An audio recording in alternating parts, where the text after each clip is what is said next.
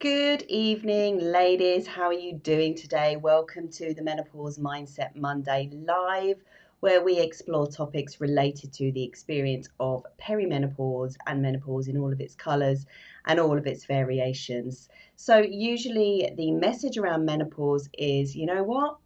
There's nothing we can do about it. You're lumbered, ladies. Well, I have to say, I don't buy into that.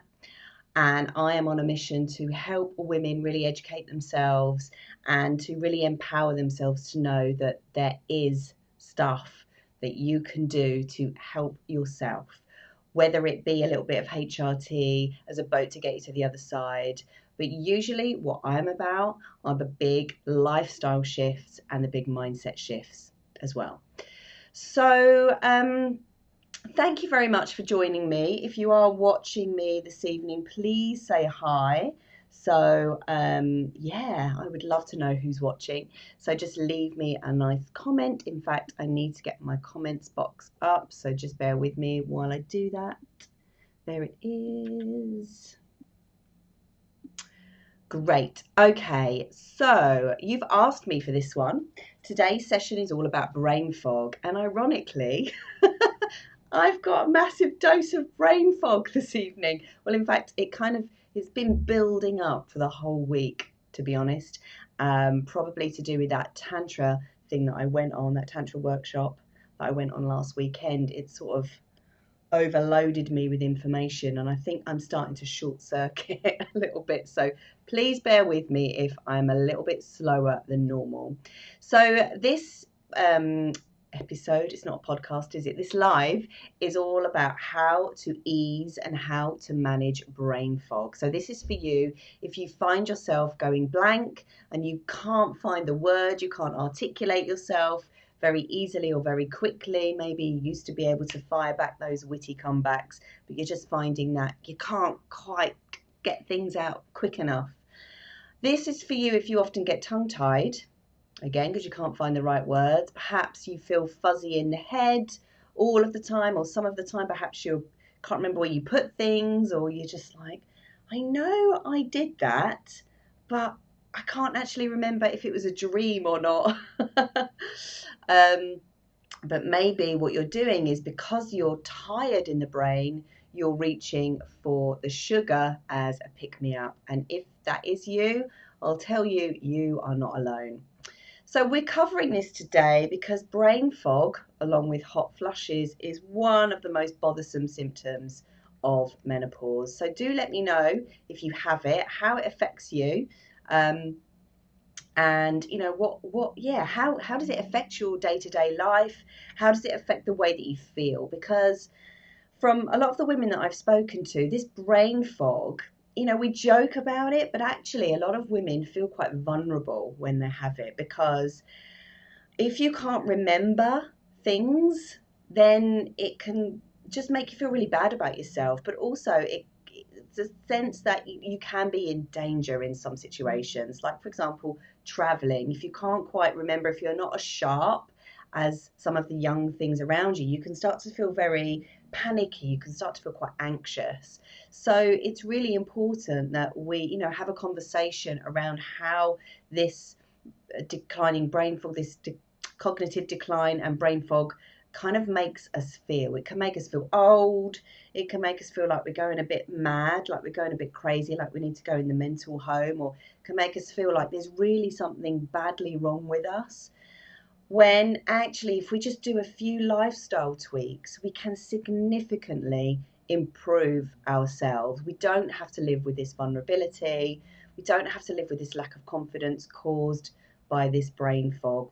And you know what? Having brain fog can actually make life more stressful for you, because everything is taking more time.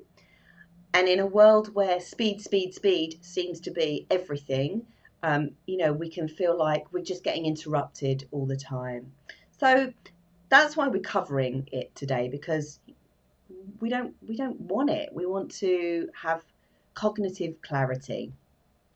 So why do we have brain fog then, especially around perimenopause and menopause? Well, As you know, I've said it before, nothing happens in isolation in the body. So the changing estrogen, the declining estrogen that we have around menopause will really affect our brains. It affects our brains, it affects our heart, our bones, our blood vessels, it affects everything. So estrogen tends to have a calming effect on the brain. So when estrogen levels start to change, your stress levels will start to increase. But here's the thing, we can't blame menopause for everything, okay? So brain fog can be the result of sleep deprivation, which is what I'm experiencing at the moment. So it can be so the sleep deprivation can be caused from the night sweats, which in turn can be caused by blood sugar fluctuations, or stress can cause sleep deprivation as well. Stress can cause night sweats, stress can cause blood sugar fluctuations. So often we don't know if it's menopause or if it's stress. Usually it's both. So where was I? We do need sleep. We need sleep, so it's so important for cognitive health, because what happens is when we sleep, the brain gets an opportunity to detoxify itself. So I'm going to talk a little bit more about brain detoxification later and how we can help it. But something I wanted to add here is that when we are younger and we have plenty of estrogen and progesterone and testosterone floating around, we feel good, right? These hormones literally mask our not so helpful habits. We can get away with so much more when we're younger, when we're flooded with all of these yummy hormones. We can get away with loading our body with more stress. We can get away with a bad diet. We can get away with having bad relationships because our bounce back rate is so much quicker. We can get away with less sleep. See what I mean? I was thinking of Meryl Streep. We can get away with less sleep when we're younger. So, like I said, our bounce back rate is much faster because of these hormones. And then as they decline, we can't bounce back as quickly. So we need to make sure that we have those solid foundations for health. So the big question is it brain fog or is it cognitive decline? Sorry. See what I mean? I really need to focus. So the question is brain fog or cognitive decline caused by the menopause, or is it caused by sleep, stress, and bad blood sugar? Usually it is a bit of both. We can't blame the menopause for everything.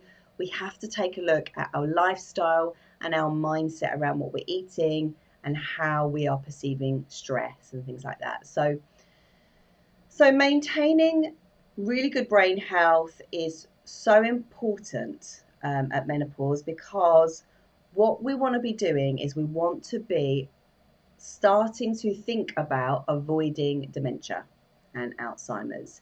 Now, this isn't a stat, but according to the dementias are now the leading cause of death in the UK, according to the mortality stats of England and Wales, and they affect more women than men because of those endocrine changes that women go through in peri to postmenopausal years.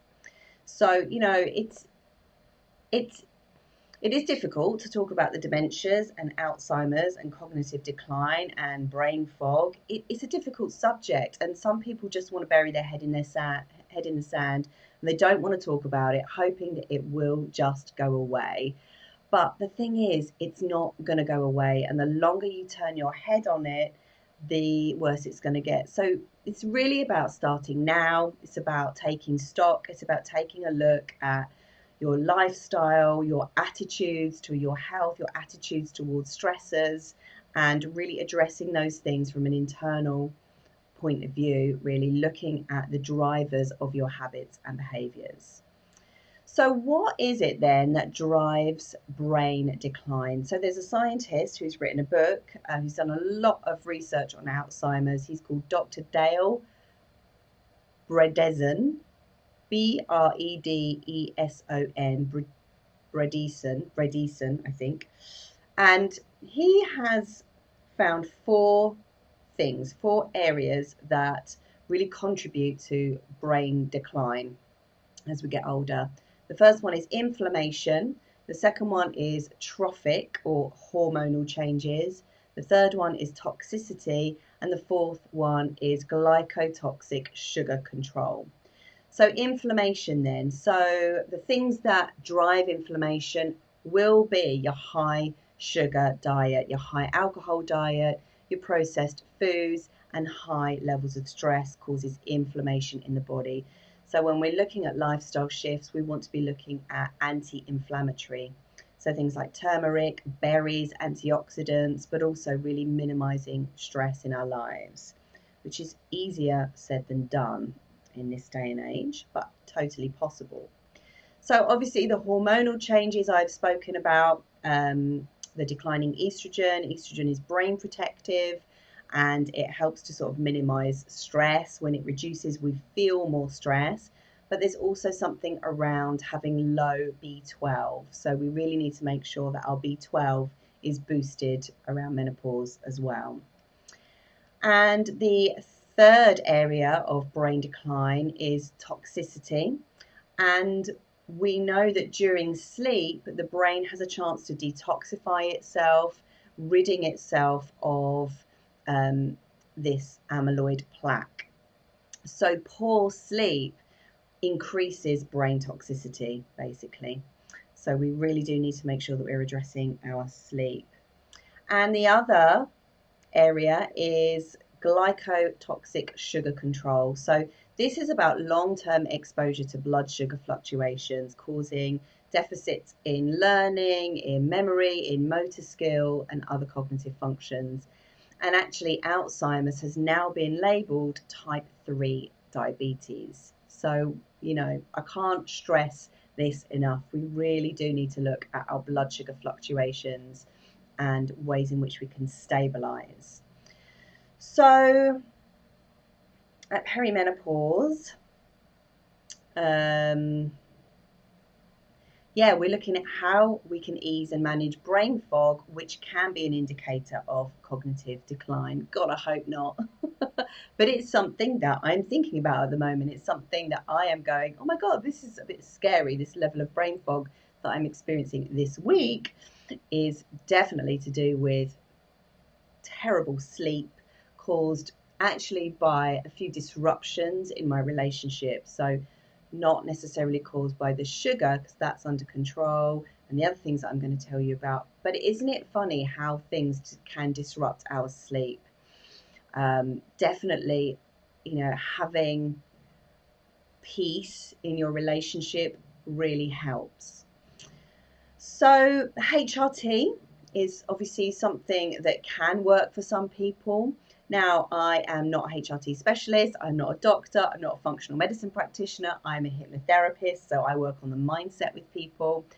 But HRT has been shown to help with hot flushes, definitely, but has been shown to be not so effective with the brain fog side of things. So we do need to look deeper at lifestyle changes as well. So I've got 4 tips for you. And my tip number 1 in improving that brain fog is to actually go to your gut health. So gut health, actually, I've got 2 in 1 here. Improve gut health and stabilize your blood sugar.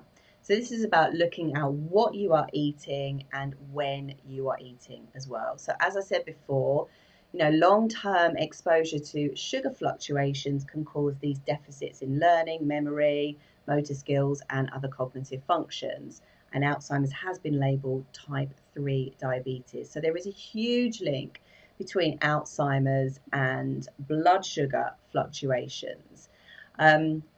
Now we know that glucose is the main source of fuel for the brain, but in someone with Alzheimer's, their glucose usage is impaired, but they can use ketones. So I'm not going to go into ketosis right now, but ketones is something that is produced by the liver. There's a whole process that the liver goes through when it's breaking down fats, and ketones are produced. So looking at a ketogenic diet could be a possibility, or a near ketogenic diet could be a possibility, not just for those hot flushes, which I mentioned last time, but for great cognitive health too. And there's a really good website called The Diet Doctor, which I will place a link up there so you can have a little look and see what you think, make your own mind up. So yeah, when we are looking at blood sugar stabilization, we're looking at eating complete meals and trying to avoid snacking in between, so that our blood sugar, so that our insulin actually gets a nice rest. So, I've always said eating needs to have a beginning, a middle, and an end. So you're not constantly snacking or constantly grazing through the day. You meals have a container, so to speak. So, and you need to be making sure that you eat enough in those meals to really fill you up, so that you're not then craving food an hour or 2 hours later.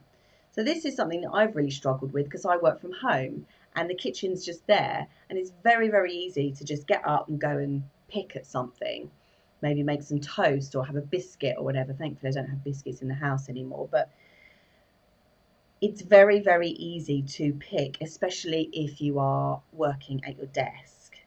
When you look at tradesmen, they're always busy doing stuff manually, and they rarely snack. And I think that's interesting. The more we move our bodies, the less likely we are to snack, because the bodies are busy. Yet if we sat at a desk, it's so easy just to have something there and munch on it.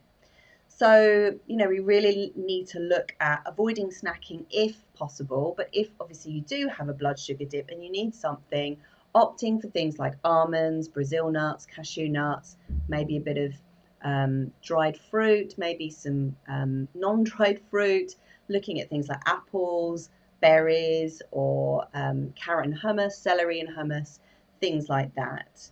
And some of the supplements that we can take to help with our blood sugar fluctuations are things like chromium, Gymnea sylvester, and cinnamon is something really, really good. Cook with cinnamon. It's so good for you. Or drink cinnamon teas.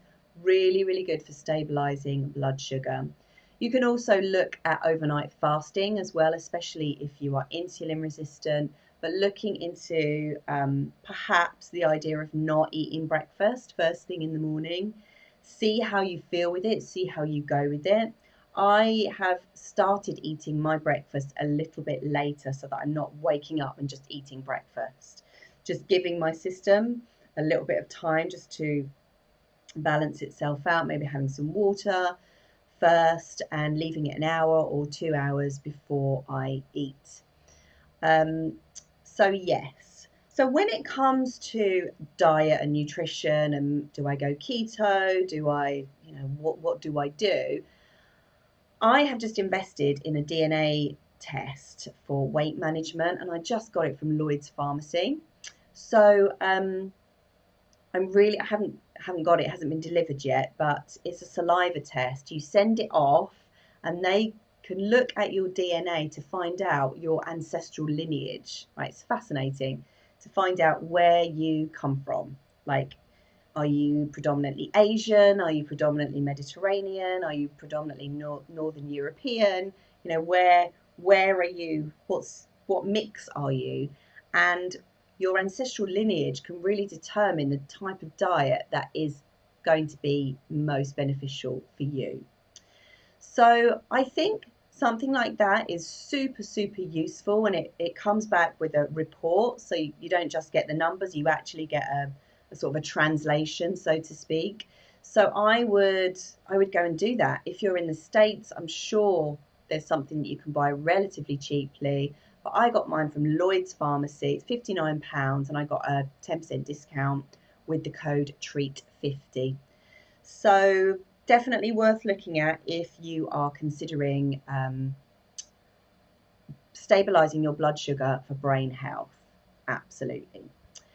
And the other thing I mentioned was gut health. So one of the key influences of the brain is our gut, right? However, the gut influences the brain and the brain influences the gut. The gut is known as the second brain, and there's this whole kind of revolution at the moment called the psychobiotic revolution. And yeah, so for the brain to be functioning optimally, we really need to have superior gut health.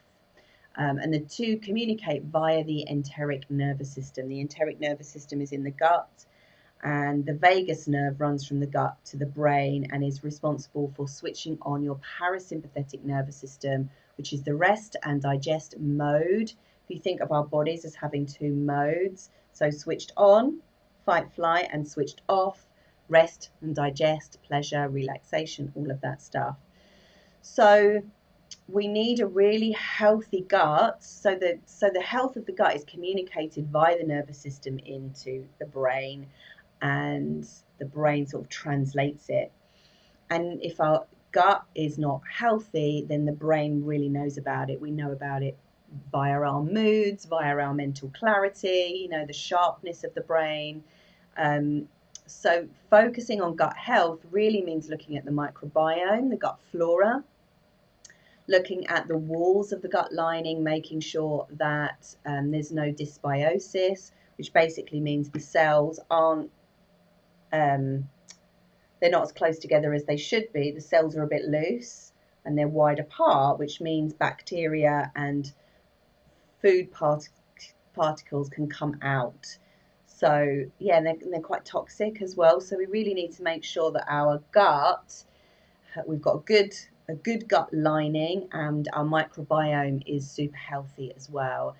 And things that repair the gut lining are your flax seeds, soaked flax seeds. So if you take a teaspoon, actually they say 3 teaspoons a day, helps with gut health. And I can't remember the other thing off the top of my head.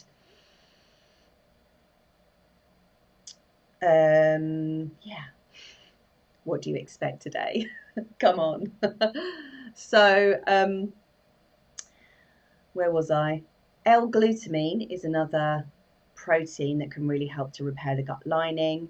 But when we're looking at the microbiome, the gut flora, it's not just about taking probiotics, because actually taking a probiotic is giving us more gut bacteria, which can actually leave us quite bloated. So what ideally we want to do is feed the good bacteria that is already present.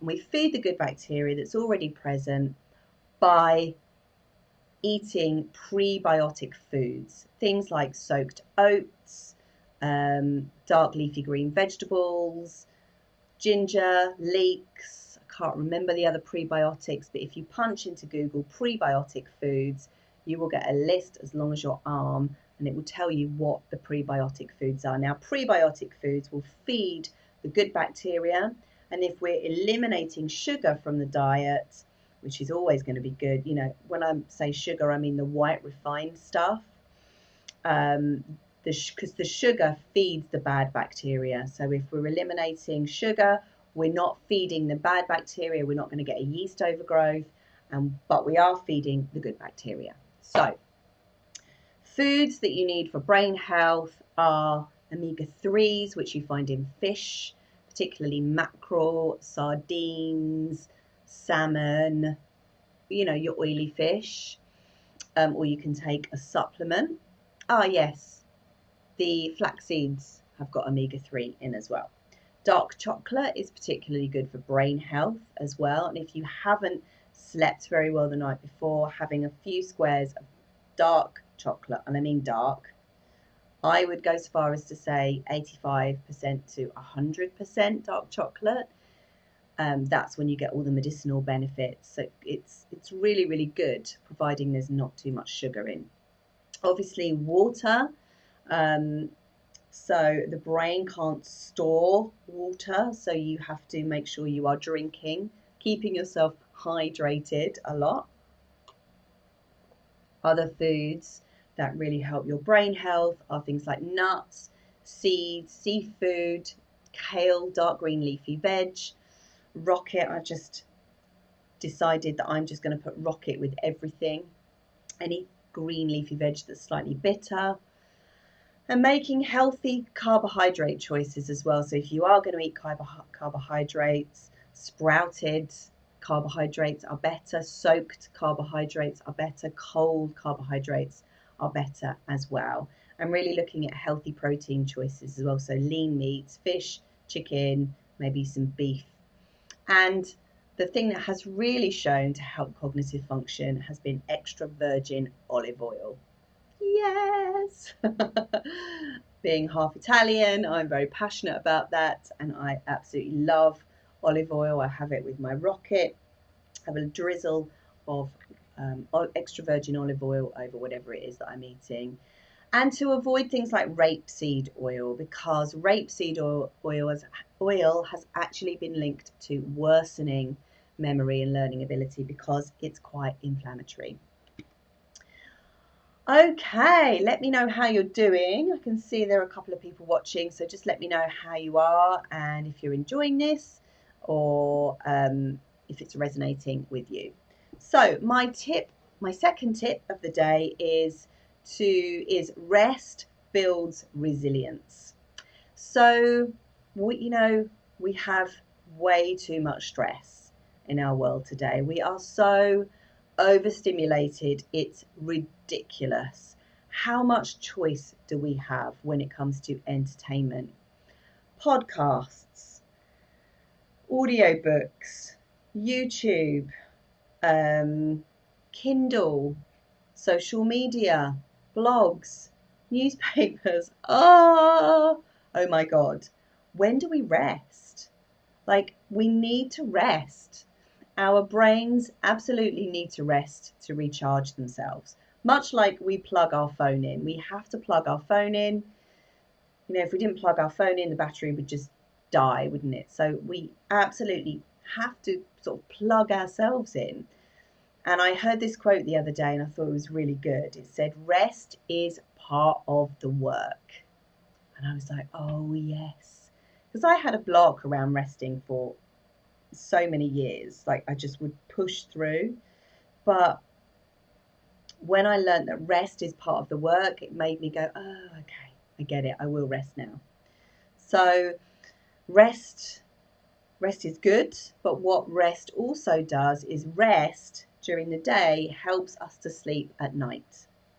And like I said before, when we sleep, the brain detoxifies this amyloid plaque. And you definitely don't want too much amyloid plaque floating around, because people who have Alzheimer's have a lot of amyloid plaque in their brain. So we don't want that. We want to avoid a build-up of amyloid plaque in the brain. And so sleep is hugely important, and rest during the day helps us to sleep better at night. If we go to bed wired, we are not going to have a good night's sleep. We need that interim time when we're winding down, getting into a state of relaxation. And rest helps us to process the incoming information. We are so bombarded with stuff. When do we get time to process? That it's like our brains are busy so much of the time, processing everything that's incoming. I'm exhausted just talking about it. So we need more rest than we think. And we need more rest, especially at menopause, because of the changes that we're going through. We are changing so much at menopause, and we really need to embrace what's going on, give our bodies a chance to catch up with itself and to find that homeostasis, that balance again. So this is about learning to say no. No, thank you is a complete sentence. Okay, you can say no. This is about setting boundaries. This is about tuning in with yourself. Do I really want to go to that social?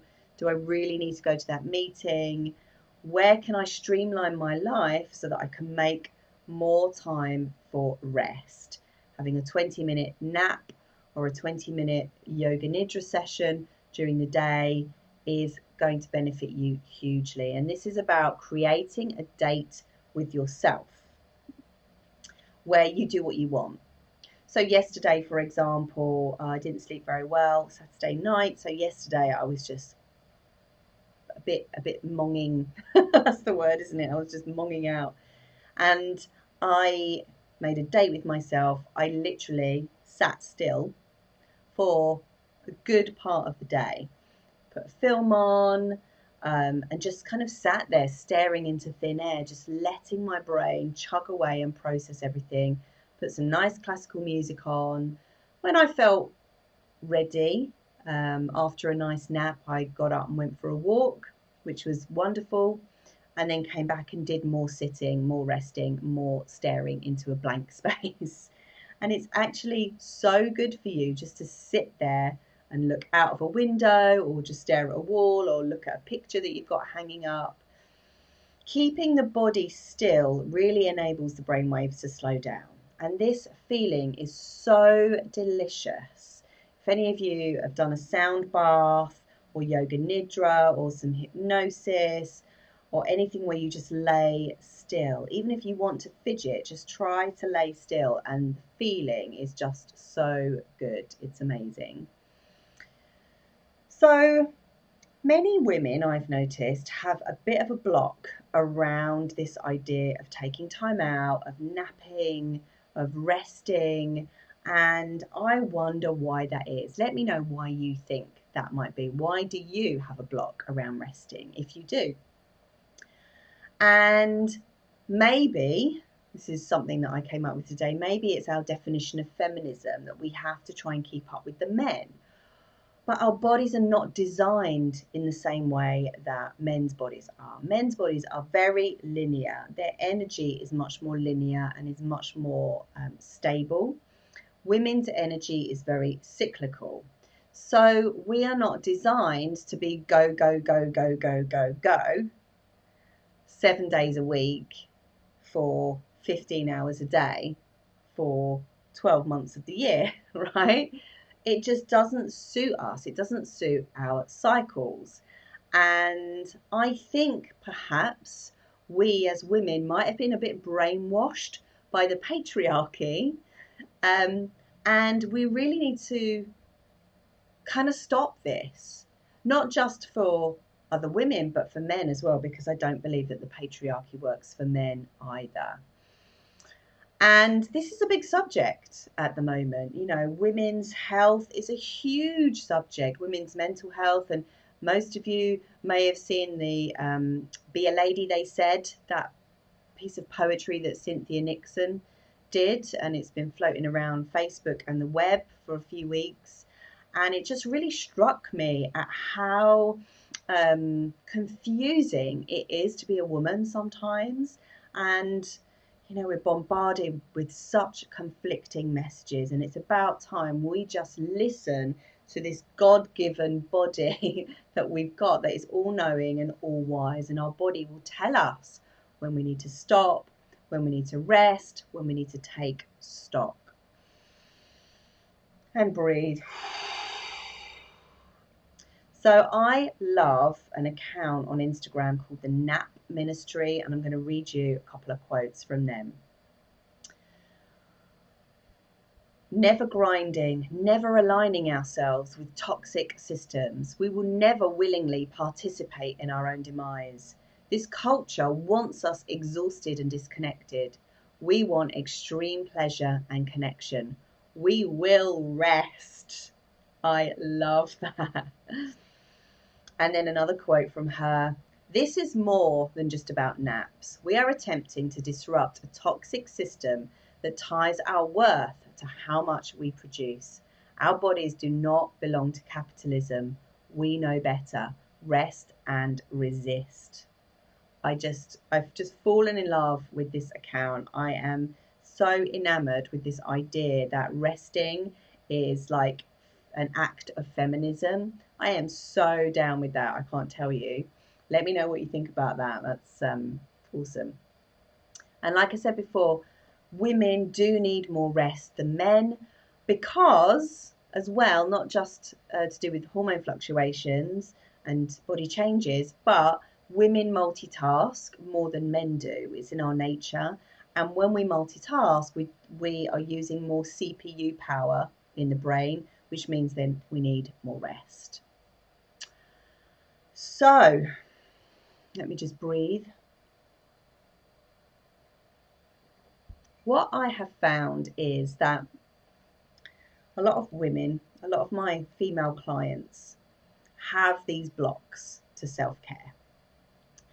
And often these blocks are rooted in the culture scape, for sure, the patriarchy, the Western world, but also they can be deep rooted in childhood. Maybe a parent had a really high expectation of you. Maybe you saw the way that your mother worked her fingers to the bone, or your grandmother. And of course, we live what we learn. And when we're children, we are like sponges, just soaking everything up. So this is really where RTT comes in. And RTT looks at the reasons why. Why do you have these blocks to self-care? Why can't you quit that sugar? Why can't you take those naps? What is it that's keeping you up at night? And we can really take a deep dive during this hugely powerful process to tune in with your inner psyche, your inner being, to really learn why you're doing what you're doing, and then change them, and then transform them, and then tell a different story around that so that you then take your power back. You get to change the meaning that those scenes left. You get to change the imprints, and you get to create a new language in your mind that really is joyful, that is propelling you forward, that is in absolute alignment with your inner being.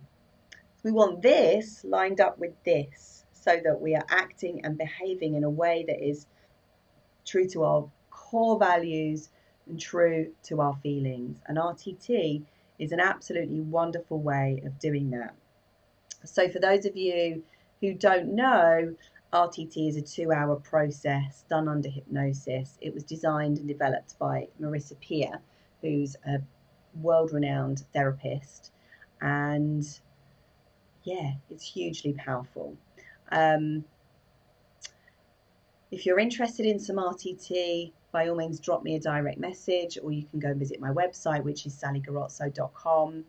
I charge £347, which might seem a lot, but it's not really, because you're getting the transformation, but you're also getting a lot of extra things from me. You're getting a recording that you listen to every day for 20 minutes for 30 days, and I set that to music.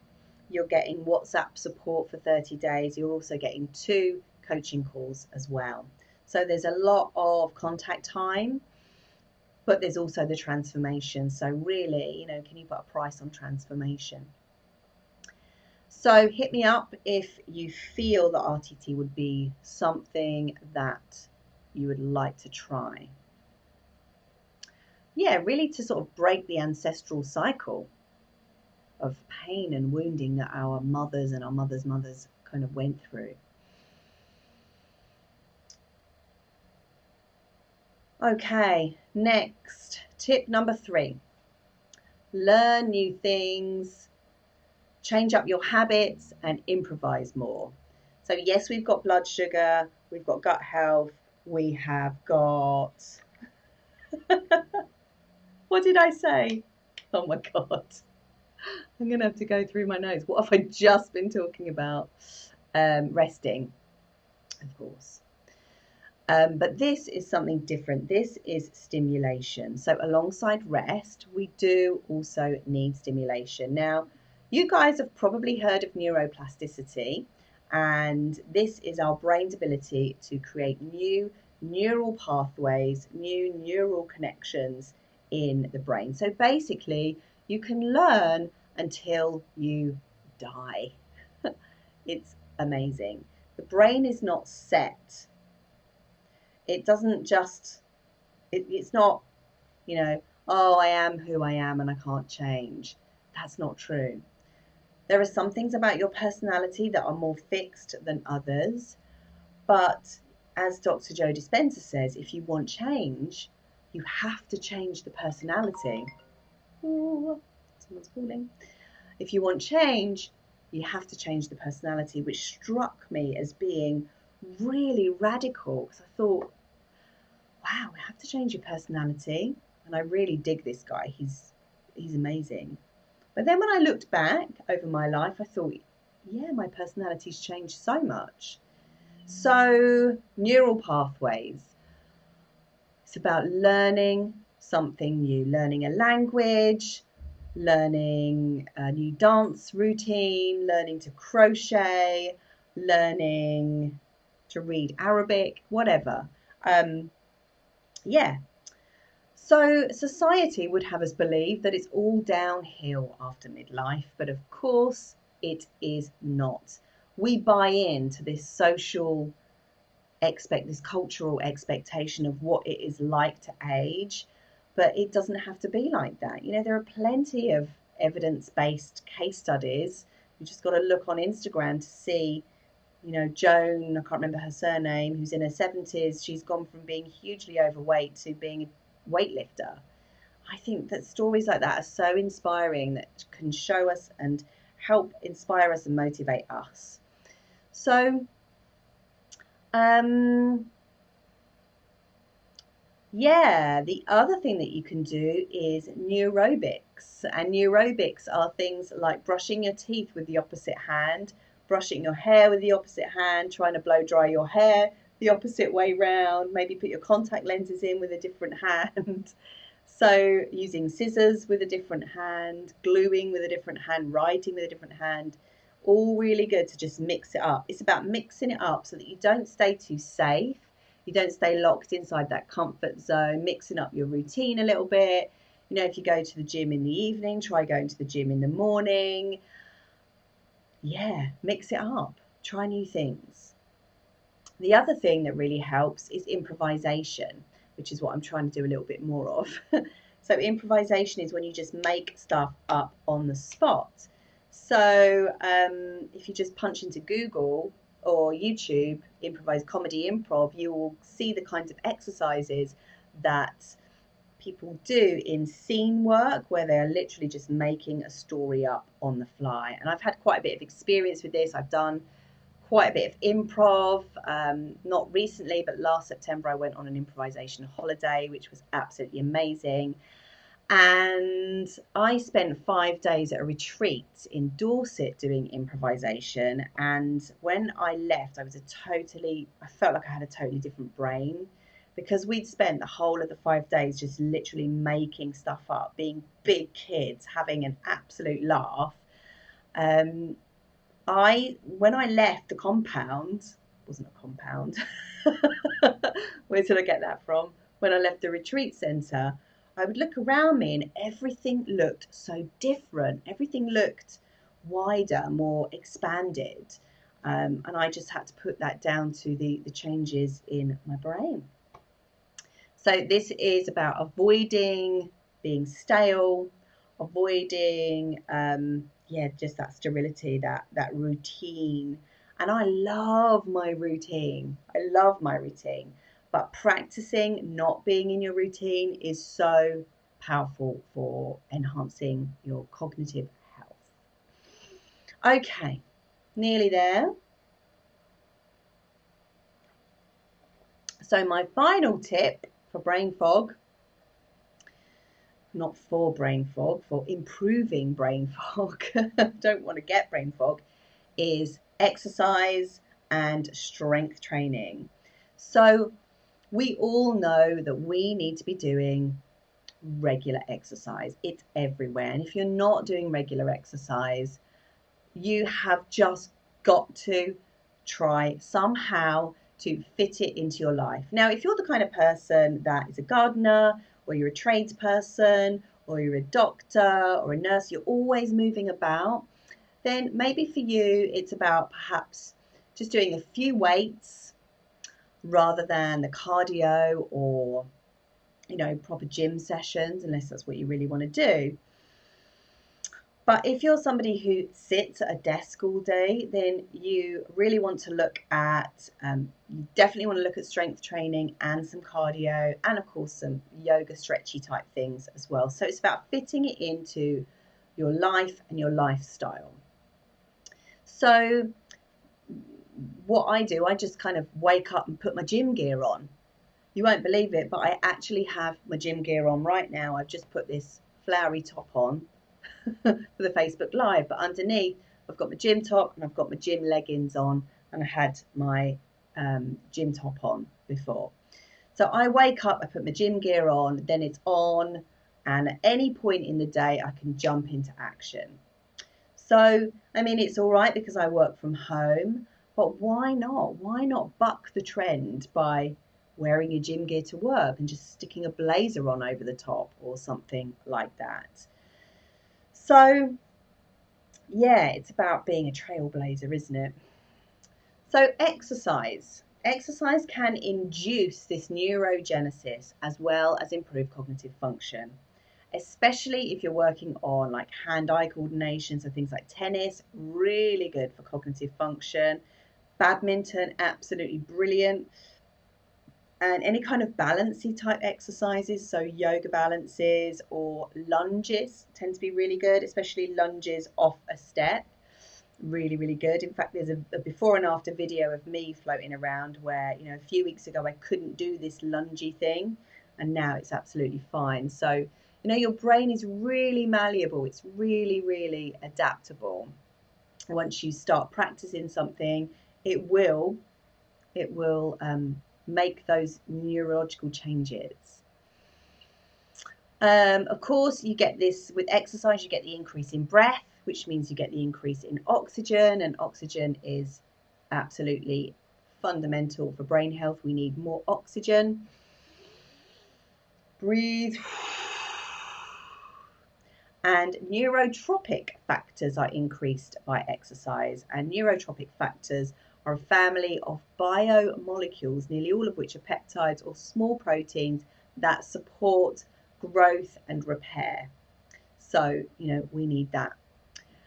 And if you don't do any other form of weight training, so if you don't want to do arms, do legs, because leg strength, so research has been shown that leg strength, so using so weight bearing exercises on your legs sends a signal to the brain to, you know, function, to wake up, to improve, and it yeah, to repair basically. For so let me say that again.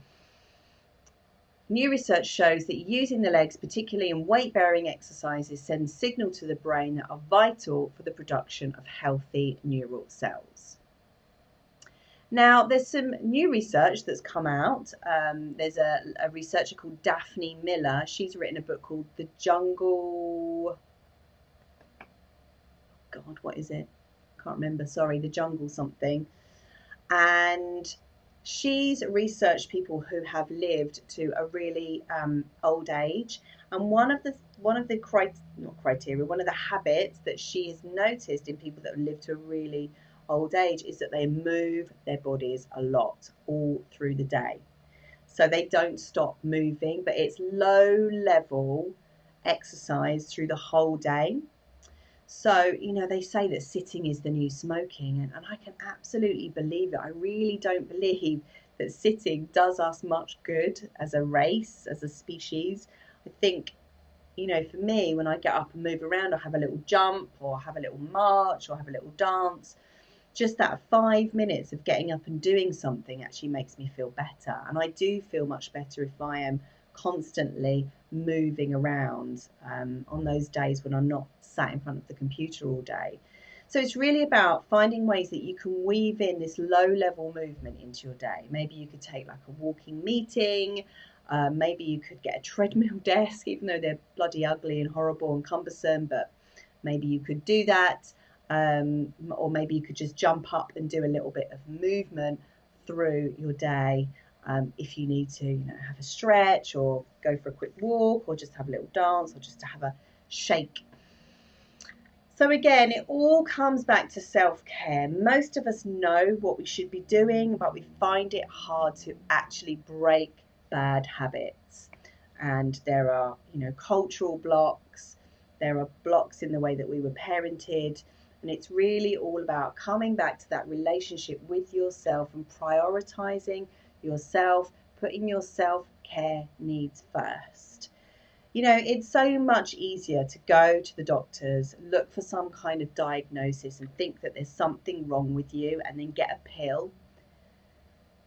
It's so much easier to do that. It's easier to take a supplement than to quit sugar. Quitting sugar is so hard. Incorporating exercise into our lives can be difficult. Incorporating rest into our lives can be really, really difficult. But at the end of the day, we need to do these difficult things to break, the cycle of ill health, to break the cycle to sort of disrupt the patriarchy, really. This is why we're doing it, because we want to see cultural change, but we also want to see change in our families. We don't want to bring these same habits into the next generation. So it starts with us. Take ownership, be really easy on yourself, be kind to yourself, do the right things for yourself. Living in alignment is so key. All right, ladies, thank you so much for watching. I really, really appreciate it. I hope you've enjoyed it. Thank you for choosing to spend your time with me this evening or whenever it is that you're watching. And I'll see you next week. Lots of love. Bye.